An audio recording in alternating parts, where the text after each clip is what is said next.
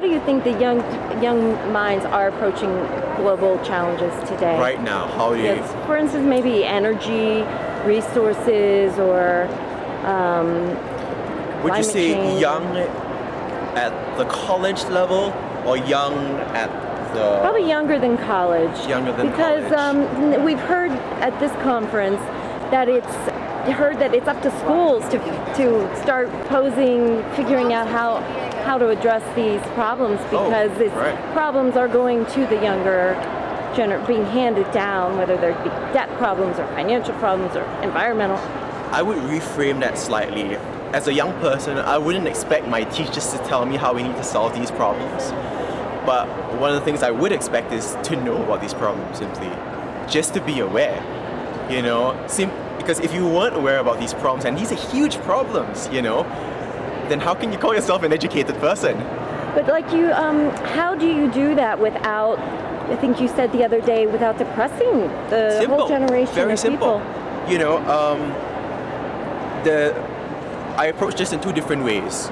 I mean, one way is simply education and learning about that problem, getting them to do additional research on top of all the stuff that's given to them by the teachers, and get them to figure out how can they address this, for example, climate change, in their own small way. You know, I mean, one of the things I do in my work at the nonprofit is root cause analysis. You know, it's a fancy term for basically breaking down a huge problem to smaller bite-sized chunks, you know, that you can tackle with. So you may say, climate change is a huge thing, you can't deal with it, but you can start off with your school. You can start off by, for example, can you cut down on the amount of bottled water that people are using in the school? Can you think of crazy ways, not crazy, but innovative ways on solving that problem? So there are a huge amount of things that you can do in your immediate space, and when you do those things, they will feel a sense of accomplishment. And I think it's better to start off on a personal level than a trying to save the world level, because there's a romantic notion tied together with saving the world. But when you're trying to do something for your grandma or for yourself or your students, you have a personal interest in that.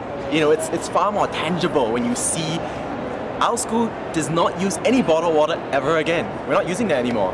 Now everyone in school now carries around, a thermos. That can be very empowering. It is.